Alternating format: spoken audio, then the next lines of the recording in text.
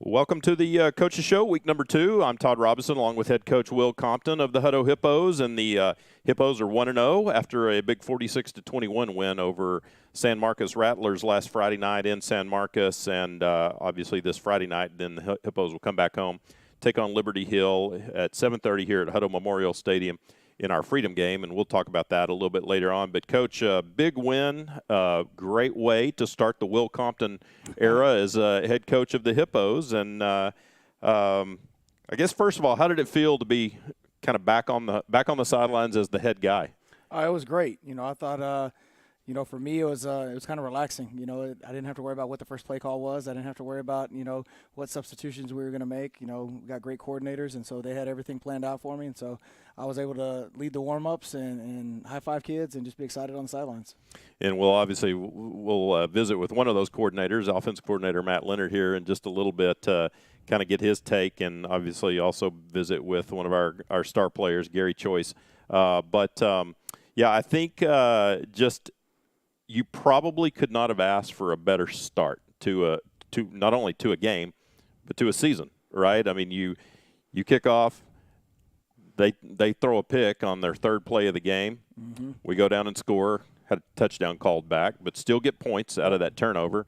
And then from then on, it was offense just rolled there in the first half. But talk a little bit about just that enthusiasm of getting off to that big start.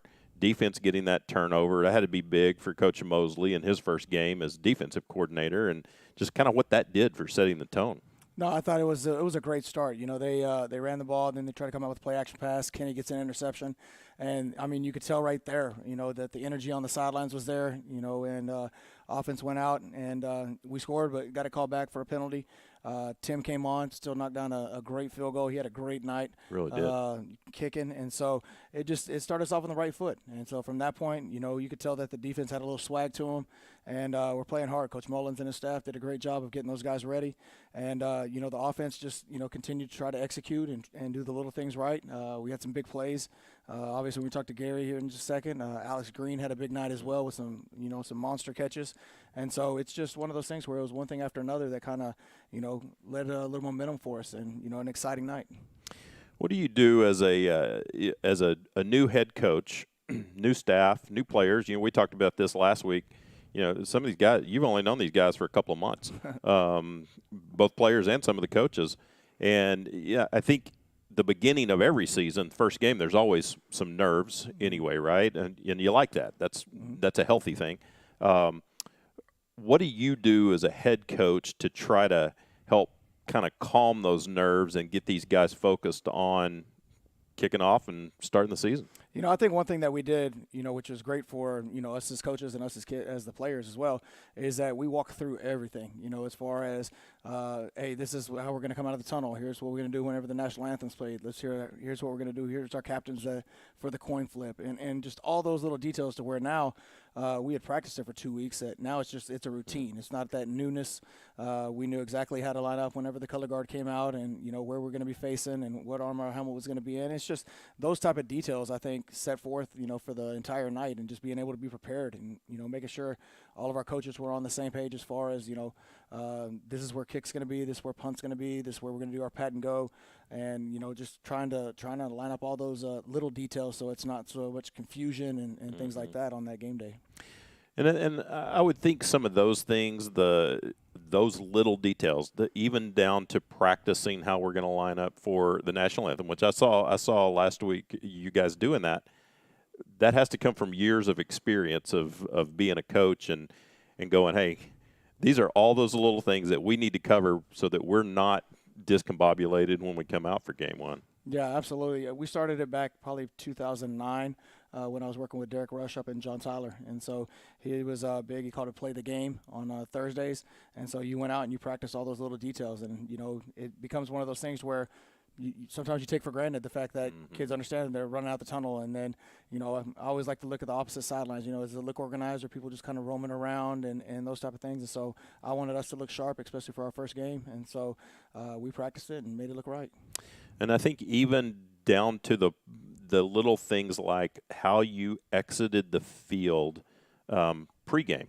I noticed that you kind of wind up pregame with kicking a couple of PATs, and then I noticed you had the guys kind of do a little off and up the sideline in very structured formation. Yeah, we after we finish our kick, we kind of break it out right there, and then they go out to the 20, and then all the coaches kind of go to the sidelines and kind of high five the guys as they're heading back in. It's just kind of one of those things where you look at it and you're like, okay, so how do we leave the field? Do we all kind of run down the field? And I think it's just a great opportunity for all those coaches to be able to high five the kids and just give them another vote of confidence and just all the way around. And plus, I mean, it looks pretty sharp whenever you do it right. And I think those things like that just add to the discipline level, right, of helping these kids be disciplined in everything that they do. Yeah, we try to focus on the details a lot, as far as, the way we run our routes and the way that, we come out to practice and what time we're supposed to be here.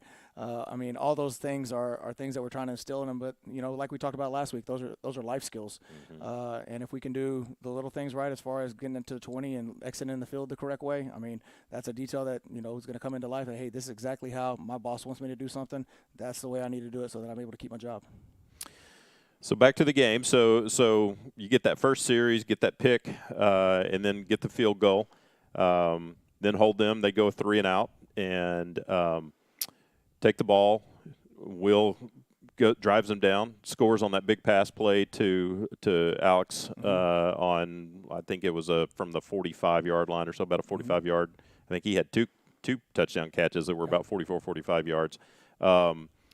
But again, then what did that do? What does that do for just the positivity and the momentum right off the bat? Now that the defense has made a play, now the offense has done their thing. Yeah.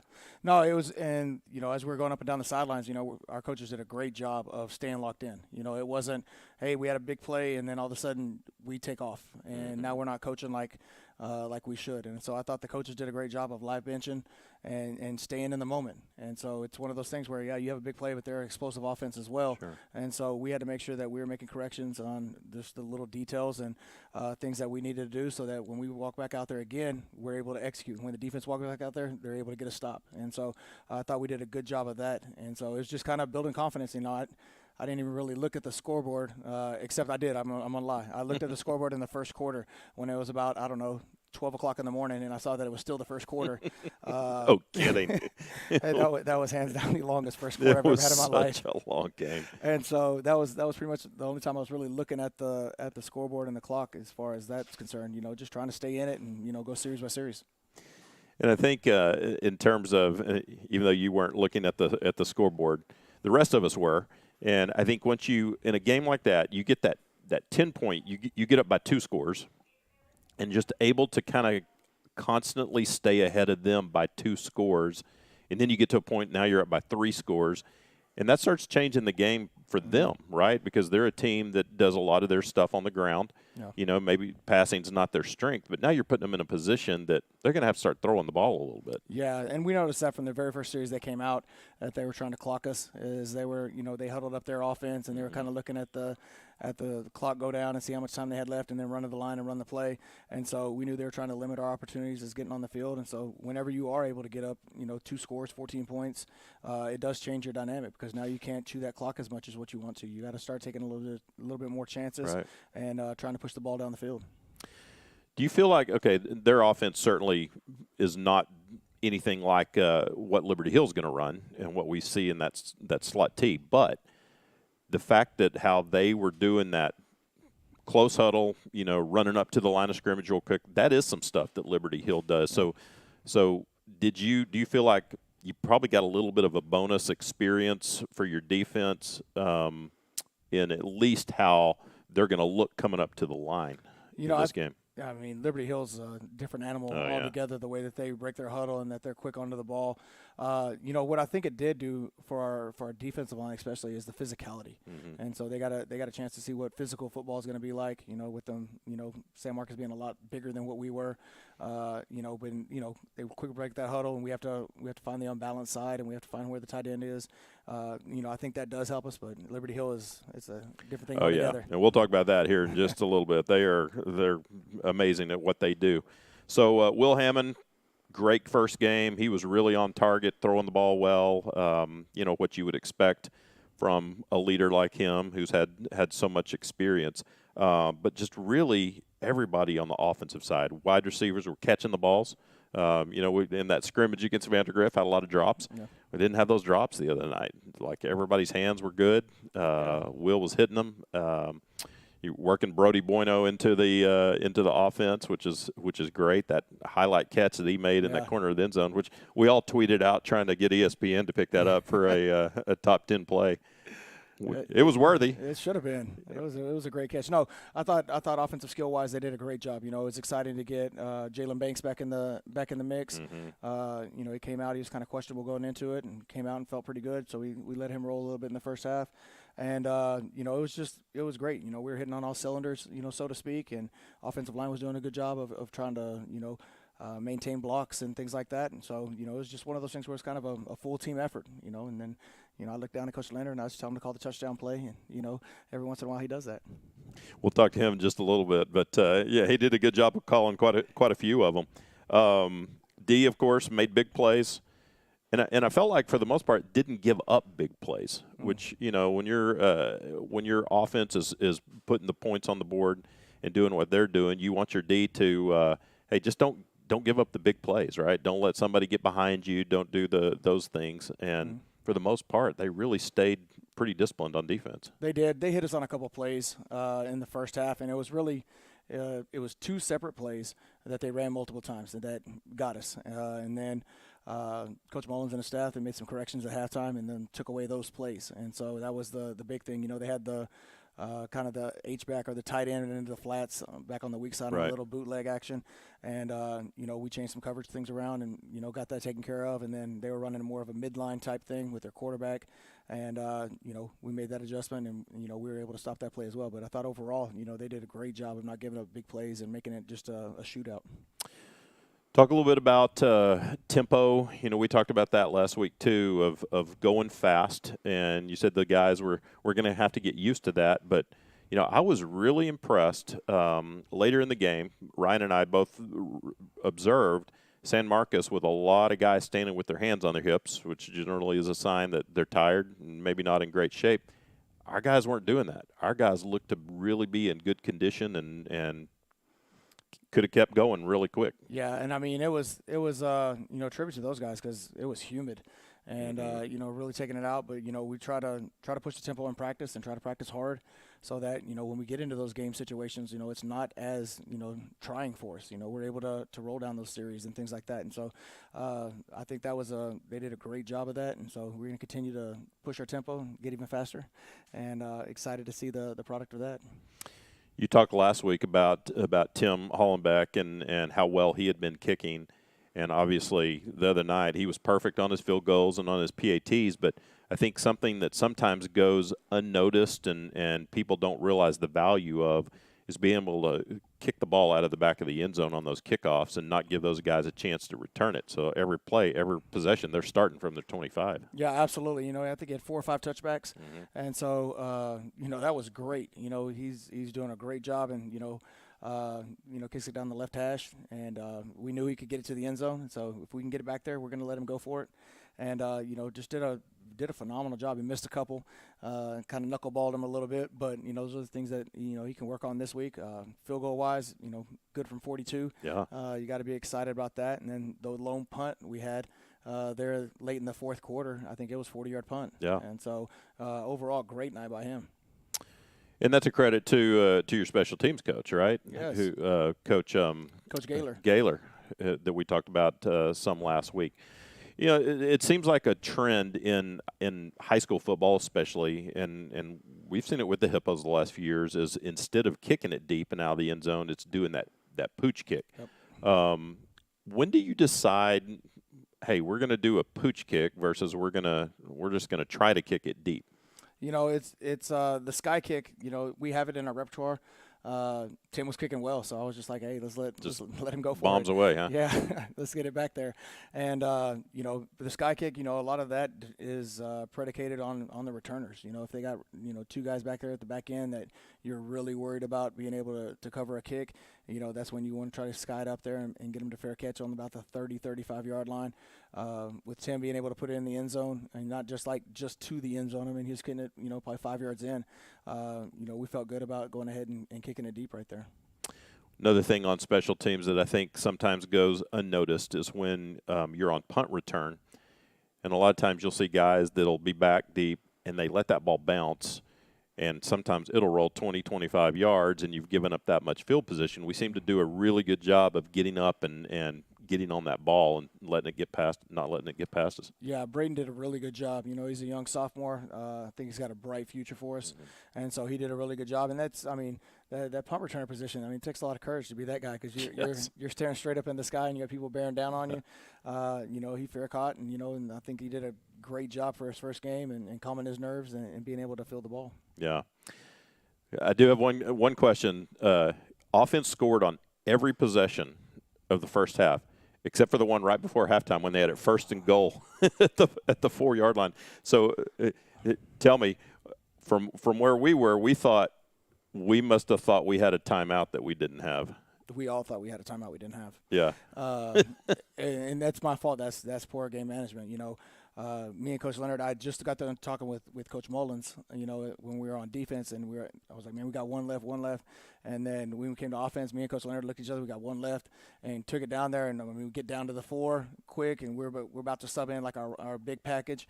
And so call timeout, and then they come over, and then the refs, they stop it for a second, and then they're like, oh, man, no, you don't have one. I was like, man, it's on me. It's, one of those ultimate moments. I felt like I was a Dallas Cowboy coach, and couldn't figure out how many timeouts I had. But we talked about it on the way into halftime, and so we got that corrected. And that was we had 2 opportunities right there. That's 14 points. Where sure. We had that one, then we had the fumble later on in the second half that we fumbled on the 1, and so those are 14 points that we don't get back, and it just is what it is. Well, the good thing is that it didn't hurt anything in the end, No. and lessons learned, right? But in all honesty, and I know you guys don't rely on the scoreboard for knowing how many timeouts you have, but that scoreboard was wrong most of the night, both on timeouts and on stopping the clock and not stopping the clock. And Yeah. I think that game might have been over 20 minutes earlier if the guy who was running the clock would have been a little more in tune with what he's supposed to be doing. But yeah, it was late. How do you feel about the 7:30 starts versus 7 o'clock? I'm kind of split on them. It's a little bit later. What I do like about it is that we get out of school at 4:30, and so it helps our kids stay in class a little bit longer. Yeah. Because we get them out and get them a game day lift and get them some food, and so you're not missing as much class with that 7:30 start. But I'm used to it because that's what we did down in Johnson. Oh, y'all did? Okay. Yeah, we only did 7 o'clock on Thursday. Okay. So if we played on Thursday night, we'd do a 7 o'clock start, but Fridays were 7:30. Yeah, we were talking about that. We used to do 7:30s here, and then we went 7 o'clock for quite a while, and now we're back to the 7:30. So, and I know it makes it late getting back on some of these the long road trips, and then it probably makes it a little tougher on Saturday mornings when the kids have to be up and lifting or whatever they're doing on Saturday mornings, right? Yeah, I think I got home about 2 o'clock in the morning. And then we were back up here at 8, to watch film and break it down. And the kids at 8 o'clock if they needed to get some treatment and things like that. And so it was a late night, early morning. You probably were going to stay up late anyway. You probably had a little bit of adrenaline in your system after that big win, and a lot of excitement and text messages to answer and tweets to send out. So that's worth staying up late for. Oh, absolutely. Got a lot of congratulatory text, which was great. And then the next thing you want to do is you want to start watching film, right? And so I stayed up and I watched film for just a little bit, and then I finally crashed out and got to mix in a little sleep. Yeah, a little bit of sleep in there. All right, so kind of, I guess if you have 2 or 3 big takeaways, positive takeaways from this first game, what would those be? I thought our effort, we talked about that before. Effort was there. I think our energy was fantastic. The energy before the game, kids seemed loose and excited, was big. And then just overall execution. I think we did a great job of doing some of the little things that we needed to do right. As far as in the defensive line, making sure that we're gap sound. to stop that explosive run game that they had. And then on the offensive side, doing the little things like you're talking about, like the catching the football and, extending plays and things like that. So I thought overall it was a good job of execution as well. And then what would be your top 2 or 3 things that you took away that we really need to continue working on? At times, we get we talk a little bit too much, and we just need to line back up and play the next play. And so, it's something that we're constantly addressing. I like the aspect that, we don't back down, but we've got to learn to when to line back up and play the next play. And then we just need to clean up some stuff, offensive line-wise that, kind of as we got tired, we started messing up, on some of our assignments and things like that. And so I think that if we can clean that up, both of those things up, we're going to be all right. Well, and again, like I said when we started this, that overall, first game of the year, you got to feel good about how things looked. I mean, you're talking about a new coaching staff that's only been here a couple of months, and to go out and play the way you played, under a new regime, I probably couldn't have been more excited about how that game turned out. Oh, me too. I'm sure. I was definitely happy to be on the right end of that one. And so, no, but I mean, it's credit to all the kids and the coaches. I thought everybody, jumped in and did a great job and did their job, to the best extent that they could. And so now it's just about correcting some of the mistakes and continue to get better and not being just satisfied with one game. What's your thoughts on, there's the old theory that the biggest improvement happens between game 1 and game 2. Do you buy into that? Absolutely. I mean, I think there's, we're just offensively, especially, we're just starting to hit the surface of things that we're going to be able to do. And so, because we're still, coaches are still learning, some of the ins and outs of the offense, and the players are still just starting to learn some of the ins and outs. And so we really haven't, hit offense full stream yet. But, I definitely saw a big improvement from the scrimmage to the first game. Sure. And so I expect to see another big improvement and jump right here and going into this game. Well, this game and the next 2 that follow that are really going to tell us a lot about what we've got going into district play. We'll talk about Liberty Hill here in just a little bit. I'm going to let you step out for a second. We're going to talk to Gary Choice and Coach Matt Leonard, and then Coach, we'll come back and we'll kind of talk about Liberty Hill and the Freedom game. Jump on in here, Gary, Coach.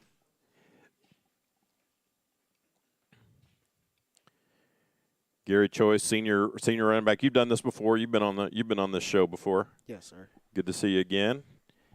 Coach Matt Leonard, new to the Hippos, but you've been in the area for. You were at Johnson last year with Coach Compton. Was last year your first year at Johnson? No, I was there for 2 years. Okay. And ultimately came from Seattle, Washington. Yes, sir. Yeah. So, and Gary, we'll talk to you in just a second. But yes, sir. But I want to get folks to get to know Coach just a little bit because they know you. Tell us a little bit about what brought you down to Texas. How did that work out for you, growing up in Washington and coming down to Texas to coach football? That's not always an easy thing to get into Texas high school football if you're not from here. Very much so. I was a head coach up in Seattle for 6 years, and loved it. Had a great experience being from there, being a coach's son from back there. But as I kind of started to explore, my life as a teacher in Washington, you're still coach, or I teach 5 periods a day, and oftentimes you don't have other coaches in the building with you, which can be tough. So I kind of started to explore the Texas thing, reach out a couple places, and then my brother moved to Dripping Springs.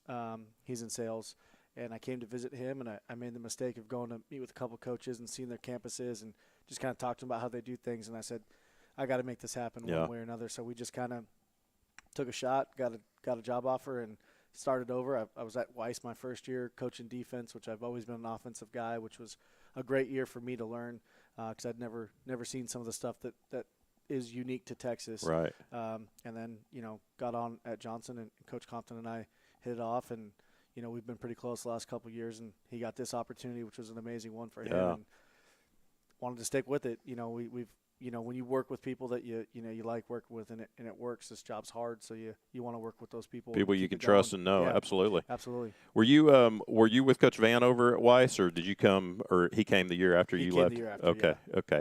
Okay. So you grew up a coach's son, just like Coach Compton did. Was that one of those things that growing up you always said, coaching football is what I want to do? Absolutely. Yeah. Yeah. It's all I ever knew, from the time I was born.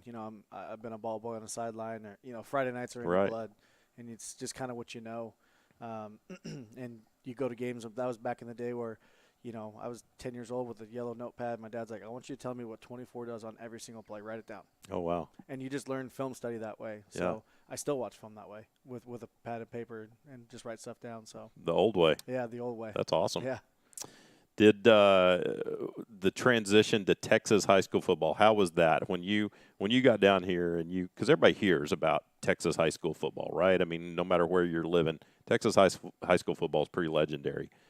Was it all that you thought it was going to be, or was it even bigger than you thought it was going to be? Even bigger. I felt like, I've been a coach for 8 years. I'd been a head coach for 6. Had been in a semifinal and all that stuff, and I felt like a new coach. Like, it was so difficult. That first year was really difficult on me because I felt like a new coach, but I wasn't. And all the adjustments, getting a CDL, throwing laundry clips, like all the things that, first-year coaches in Texas, it's what you do. It was new to me. Yeah. So I felt like a brand-new coach all over again while trying to make it, while making a playoff run. That was Weiss's first senior class where they, made a playoff run and were real good. So that was unique. But then you got the hang of it and then went to Johnson. It was completely different, so you kind of learned a whole new system. But the transition was harder than I ever expected it was going to be. And my friends and coaches back home, like, how is this? Like, way more than you can imagine. It's and more, the people are insane. And they are. Like, everybody's we seen Friday Night Lights. I was like, it's way more than that. Right. So it was difficult, but, we're on the right track now. Have you gone, since you've been here, have you gone to Dallas for any of the state championship games? I haven't, usually because I'm coaching wrestling. Okay. So we roll right into, I was the head wrestling coach Right. at Weiss and Johnson, and I will be here at Hutto too. So we roll right into it. So I haven't had the opportunity yet to do that. Talk about insane.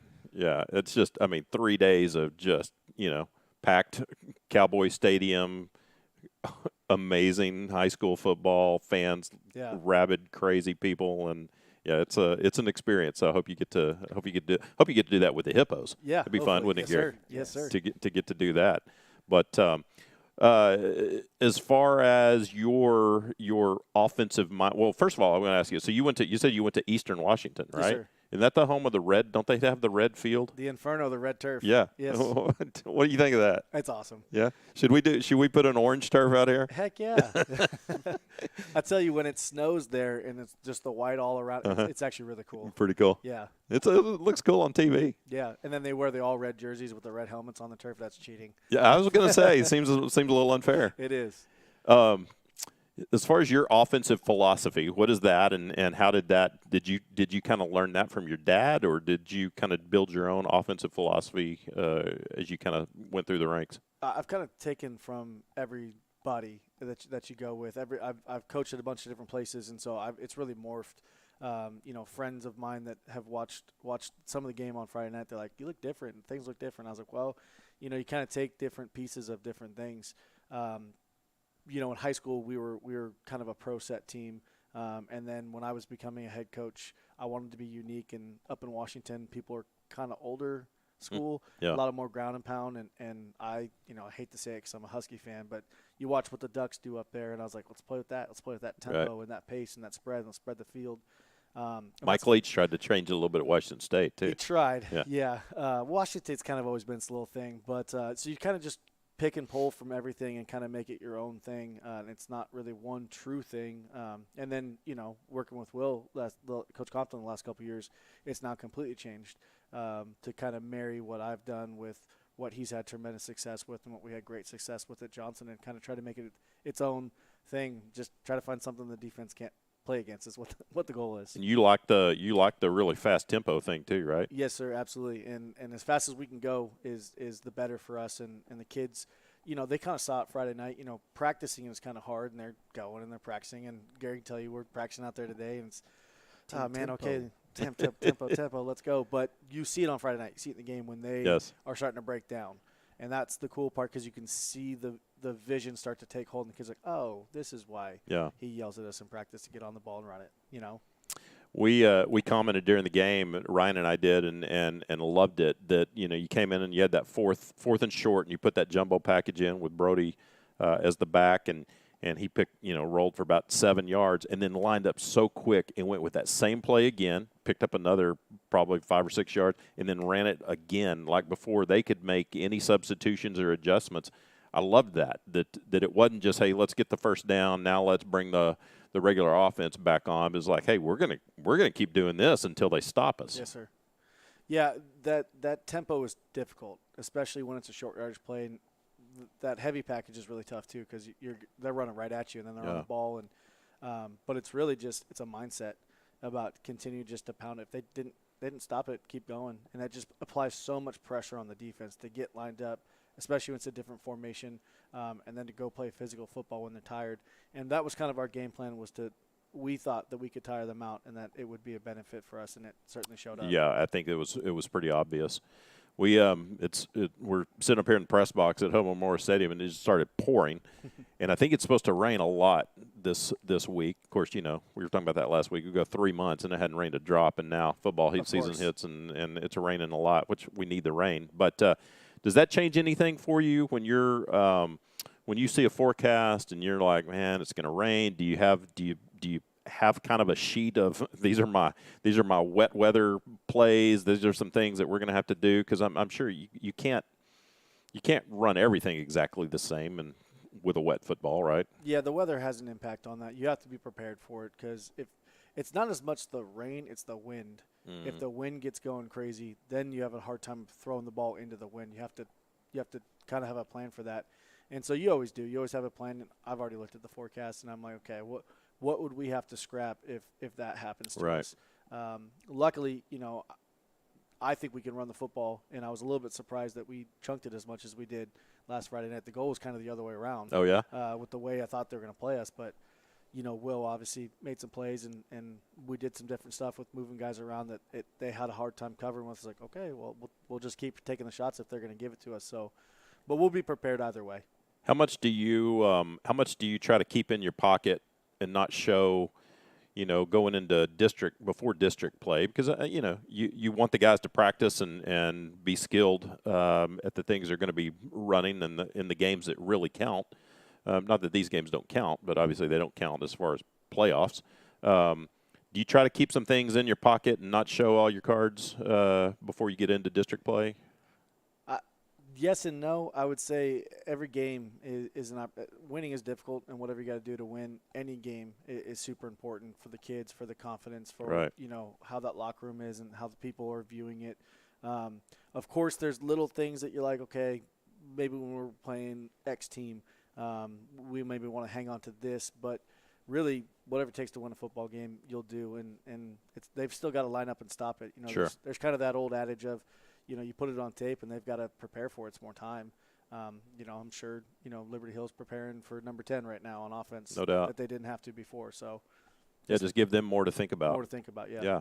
Well, and I felt like you did a great job of really just mixing things up last Friday night. And I don't think San Marcos, I think at one point they were just probably guessing defensively. They didn't know what you're coming with, whether you're about to run it, whether you're about to throw it deep, whether, what's going to happen. So congratulations on a great first game as OC with the Hippos. Really excited to see what you're going to do and how this is going to play out this year.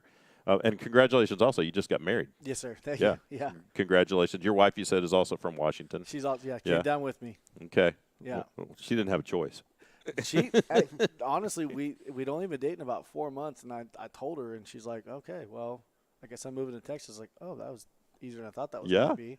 And so she's fully immersed in it now. She's a coach's wife now, whether she wants to be or not. And that's a hard thing to do. It takes special ladies to be coaches' wives, and we've talked about it. And all of you guys are just surrounded by fantastic ladies. We all would be pretty pathetic if we didn't have great wives. Absolutely. Remember that, Gary. Yes. Someday find you a great wife, because she'll make you look a whole lot better. Yes. I already look good. You do. Absolutely, you do. But you'll be amazed at how much better you'll even look with a great wife someday. Yes, sir. All right, Gary, let's talk to you a little bit. What did you feel your first game, senior year, and your first game as a high school football player? And I know you've got ambitions to go beyond high school and play somewhere and run track somewhere. But what was your takeaway in terms of How your first game went of your senior year? Pretty well, just winning just the first game of the season, and it's my senior year, so I'm just trying to find like the joy in everything. Even though there's joy all around, it's just like we're all happy, we're all ready, and I'm playing with my friends still, so it's like it's a brotherhood that we've all had, and we're bringing the joy back to Hutto. I think I've said this before, man. I wish I could bottle your attitude and sell it, because I could be a millionaire, and I'd share some of that with you Yes, with the money that I could make selling your attitude to people all over the world.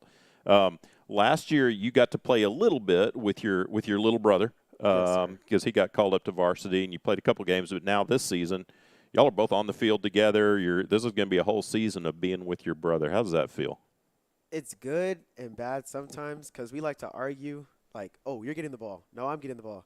You got to block for me. If you don't block for me, I'm gonna get you or something. That's like we got to make sure like we're trying to keep each other safe and protected on the field. Probably makes you proud, though, right? To have Yes. your little brother. I shouldn't say little brother. Your younger brother. To have your younger brother out there with you, that's got to make you proud that you're out there, he's out there, both playing varsity football, and he gets to experience your senior year, and you get to experience his first real true varsity season. He's been working pretty hard to get to the spot. Well, you've been a good role model for him. Yes, sir. I'm trying to be. I think you're doing well at that. I think I asked y'all this last year. What is your brotherly? What are some of your brotherly competitions? Y'all have PlayStation or Xbox that you compete on, or what are some things that you Madden. compete on? Madden and 2K. Oh yeah, If I don't beat him at Madden, I'm beating him at 2K. But if he beats me at 2K, I'm beating him at Madden. It's just like we go back and forth at every game we try and play, especially with our twins. So we'd be like, because my brother plays Little League for H5CA, we'll call plays like, oh, when I call this play, I'm going to get more yards than whenever you call the same play or something. So we just make sure like we're trying to clash and always make something a competition. y'all both coach the HYFCA team. Yes, sir. Okay, that's neat. So you did that last year, didn't you? Yes, sir. Okay, is that a lot of fun? Yes. Me, Alex, and Darian, we took the rookies to the championship and we won. Yeah, I remember that. Do you want to be a coach someday? I haven't really thought about it. I don't know if I could take all that Coach Comp and Leonard be taking, but it's a thought. I've thought about it a little Yeah. bit. What are your plans for next year? I want to major in mechanical engineering and minor in computer engineering. That's smart stuff, man. Are you Yes, good sir. at math? I dabble in it. You must be good at math if you want to do those two things. Yeah, pretty If you want to much. do engineering and computer whatever. Yeah, I'm guessing math is your thing. Do you have a certain place that is your dream school that you hope to be able to go to and run track and play football? No, sir. I haven't really thought about. Just kind of Sure. whoever wants Gary choice, right? Yes, sir. Well, I use this pun all the time. You'll have choices. I think you'll have choices Yeah. before the end of the year. But you're not. If you could choose one place, you don't have a certain school that you would choose. Texas A&M. Okay, you want to be an Aggie? Yes, sir. Okay. Well, I mean, Giga. okay. You know we're Red Raiders, so I can't. Oh, no. But it's all right. I'll support any Hutto guy going wherever he goes and shining. I'm a big supporter of that. Yes, sir. So what's your take on? You just met these guys. You just met Coach Compton and Coach Leonard just a couple months ago. How quickly have you guys built relationships and built chemistry as a team? Well, when we found out about the coaches, we were like, I think what we first did was it was sent to a group chat, and we was all like, check Max Preps. We need to check what these coaches did at their old school. And it was like, okay, they did very good at Buda. They're coming to Hutto. They're going to do something. They're going to come in. And JJ and Kenny, I'm pretty sure they interviewed Coach. And they was like, he's a good guy. He's going to make us come in, and he's going to make us work. So it was like, oh, when we get into the season, we need to start rolling, To be fair, we wasn't very conditioned because we didn't really run that much. But whenever they got here, we started rolling more, and we started getting our conditioning up, and we started playing as a team. We've built a brotherhood stronger. I think it's stronger than it was last year, and probably the year before when Landon was here. And we have a goal in mind, and we know we need to reach that goal. Awesome. How do you, what responsibility do you feel as a senior and a leader? Because obviously you're one of the leaders on the team now. What responsibility do you feel, and how can you be a great leader for your teammates? I be trying to keep the team composure up. Whenever we get down, like I think whenever we had a bad drive, it's like, oh guys, we'll be all right. We'll be okay. Next play, next drive, we gonna go down and score. I'm pretty sure we did, but I'm just trying to make sure that we're staying level-headed and we're not getting down, because we had a lot of that last year, and we had a lot of people getting mad at each other, arguing, fighting. I just don't want that to happen anymore. We need to change that culture. See, that's that stuff I want to bottle and be able to sell. Yeah. Is that attitude that you have. That's awesome. Well, and that's important, because a lot of those guys are going to look to you for Yes, that. sir. And if you're keeping a positive attitude and keeping your head up, then you're modeling that for them as well. Not only the other seniors, but for the younger guys. Because I think, and Coach and I have talked about this, with his character development program and all of that, it's one thing, these guys are coaching football, right? Yes, but sir. they're also trying to prepare you guys for life, and to be leaders after football. And so you're having an opportunity to lead and set an example and really kind of leave a legacy for the guys coming behind you to do Yes, a lot sir. of those same things. Do you? I know you and your brother are competitive with each other, but do you also try to help him in terms of leadership development so that he'll be a leader? Yes, sir. I'd be like, you gotta get on JJ's butt. Whenever JJ's not doing something right, you gotta get on him. Or he'll be talking to me like during practice. He'll be like, "Hey, your receivers are getting a little lazy out there. You gotta start talking to them, encourage them, doing something." It goes vice versa, because he's kind of like the more responsible one out of us two. So he be keeping me on track whenever I get a little bit off. Y'all hold each other accountable. Yes, sir. That's great, and you're doing it for the younger ones too. Yes, sir. Awesome.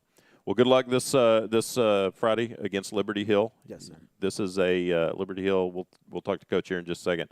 It's a whole different animal what these guys are like, and really the next few weeks are going to be. It's going to be some fun high school football. Yes, sir. These next couple of weeks. Gary Choice, Coach Matt Leonard, thanks for joining us, and good luck Friday night against the Liberty Hill Panthers. Yes, sir. Thanks, All right. Coach, we'll get you to come back over, and we'll just do a little scouting report on Liberty Hill and wrap this thing up. Gary, you got to get back to class, don't you? Yes. Sorry to keep you out of class. All right. I know you don't mind. Get all situated here. All right. Well, I don't think Liberty Hill and all of their successes. Obviously, last year they went to the played in the state championship game, and that's not the first time they've done that. But the people around here in Central Texas are very familiar with the success of Liberty Hill and how great of a program they are. They're very unique in what they run in that slot T offense. So I guess kind of give me your thoughts about playing a program like that, and then kind of more at a detailed level, the things that they do that are so unique and running that slot T offense. How do you stop that? It's tough. It's not something you see every week. I think that's probably the toughest advantage thing. that they have, right? Yeah, is that there's only a handful of schools that are the slot T mafia, as they call themselves. Yeah. And so we got to see it a little bit over at Hayes with Les Goad. He's a slot T guy, and so all of it goes back to Bush and Davenport and those guys from the San Marcos area. And it's tough. It's tough to see. It's the execution, and I mean, to be able to run that offense, you got to have complete buy-in from your kids, because it's not something that you're talking to your players, like Gary, not gonna get them in there to talk about running a 2-2-8 popcorn pitch during the summer as compared to, doing the 7-on-7 and things like that. It's you got to have buy-in from your kids, and they do a great job with it. Well, they start it from when they're 2, right? I mean, these little kids from they're little, everything they run out there, I'm sure, in all of their youth football, they're all running that same thing, and so they're learning it at such an early age, and then they grow up, and here they are this year. Again, they played in the state championship last year, lost a heartbreaker in that, but they returned 9 starters, I believe, on that offense.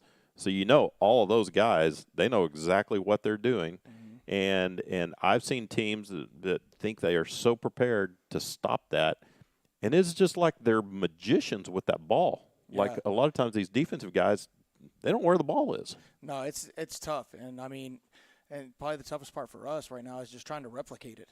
I mean, getting a scout team to look like them is impossible, and so you just do the best you can to make sure that your assignment sound. I think that's the thing that we have to do this week. We have to have somebody for the dive every play. We got to have somebody for the tailback and the pitch man, because it's not necessarily a triple option, but it has that same appearance of, misdirection of who's going where and everything else. And so we got to make sure that we're where we're supposed to be. It's going to be a big game for the defensive line again, having to come off the ball and stop those pullers. They're going to be pulling guards left and right and all over the place. And so we got to make sure that, we're getting some penetration in there, but not too much to where we're up the field and they're able to hit us on the fullback dive.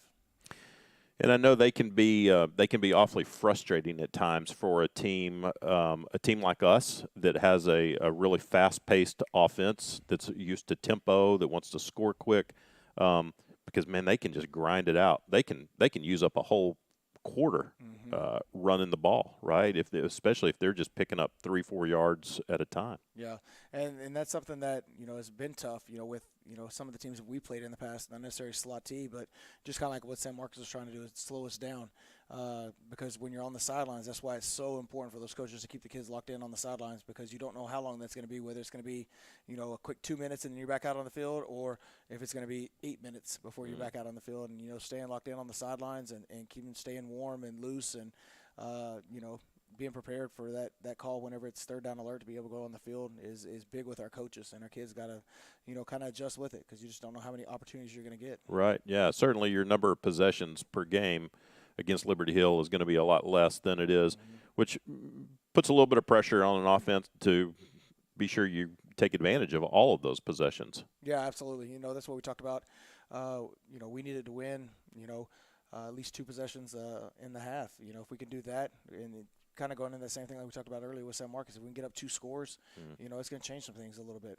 They're probably they're gonna stay in what they do.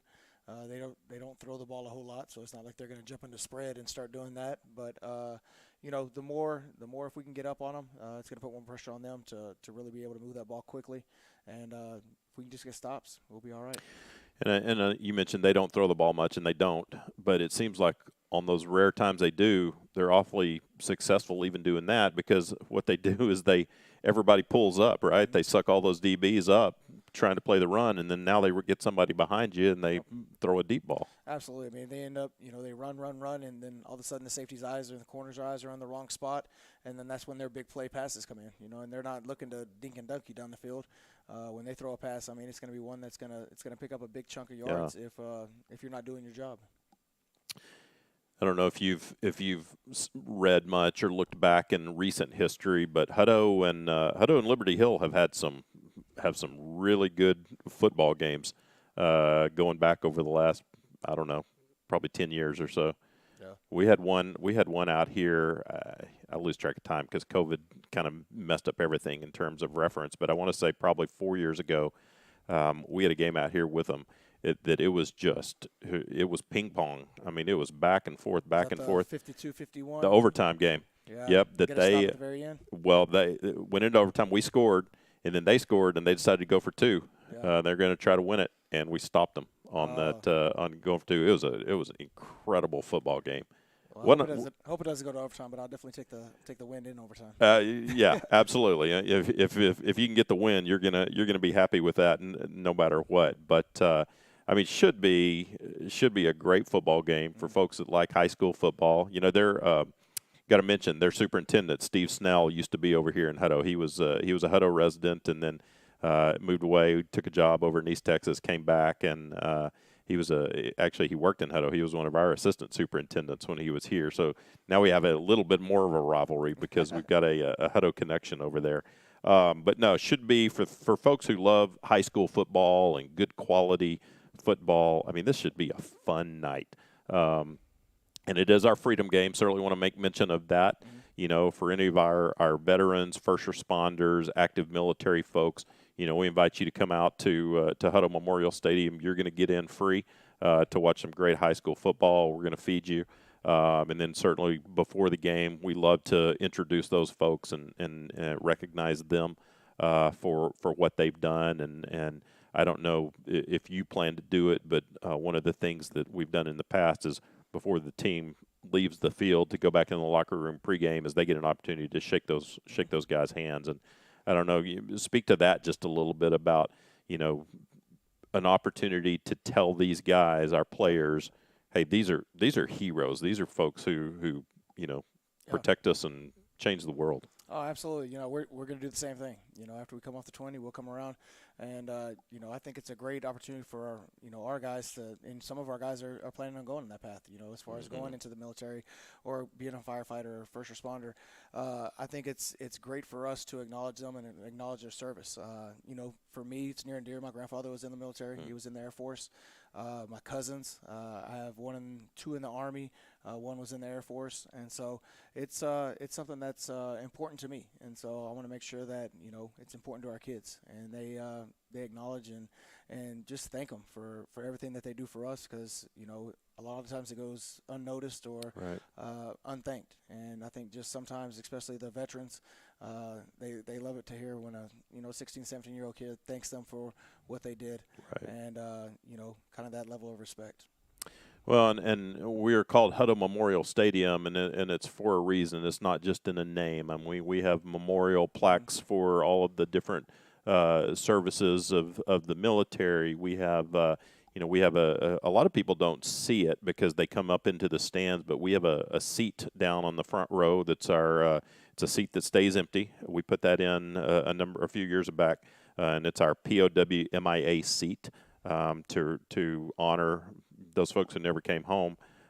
So, you know, our field house, Kyle West Field House, is named for a former Hutto player who was killed in service. So there's so many things here at this stadium that are meant to memorialize and recognize and appreciate all of those folks. So this Freedom Game is just another opportunity to do that. So, you know, we think it'll be a special night for that, and then a special night for high school football. Right. And obviously, man, this is really our first true home game at this renovated stadium, and we want people to come out and enjoy it, and hopefully it'll be just a great night. I mean, you know, like I said, you guys got off to such a great start. You couldn't ask for a better start.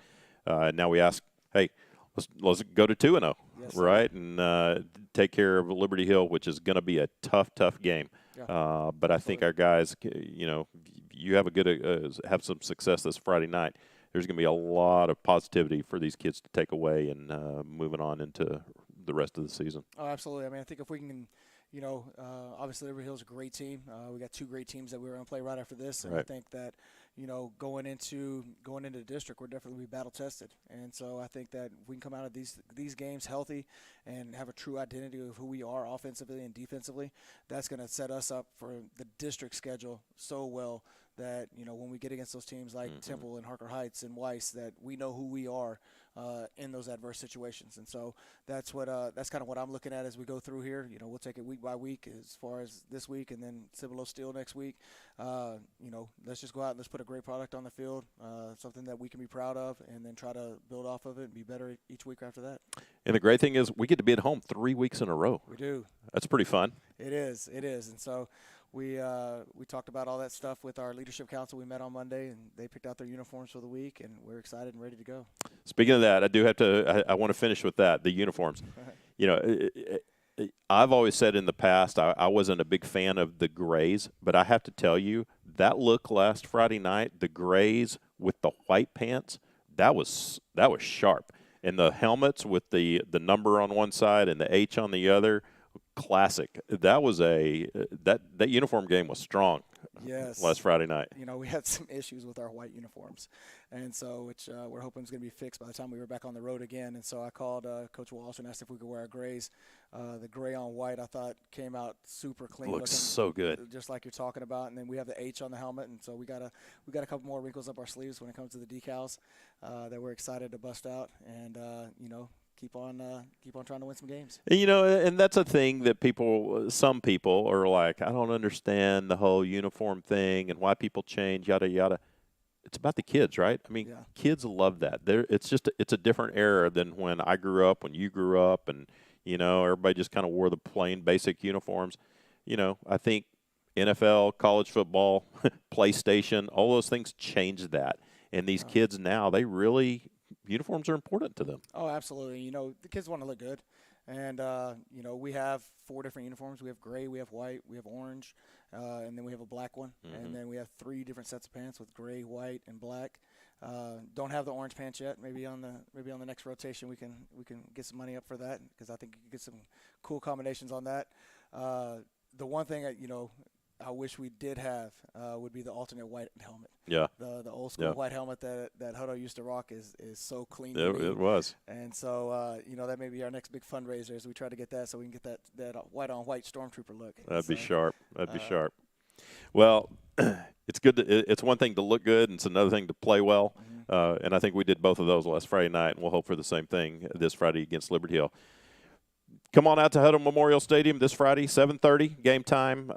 If you can't, if you're watching this and you're living somewhere away, if you're a grandparent, if you're another relative, you can't be here, you can watch it on watchthehippos.com. And remember, there's an $8 pay-per-view charge, but we feel like that's fair because that's cheaper than paying at the gate. And we'll certainly bring you the game and try to show you everything that's going on Friday night on watchthehippos.com. Coach Compton, good luck. Thanks for being here, and we appreciate Gary Choice and Coach Leonard being here as well. We'll see you Friday night for a game versus Liberty Hill.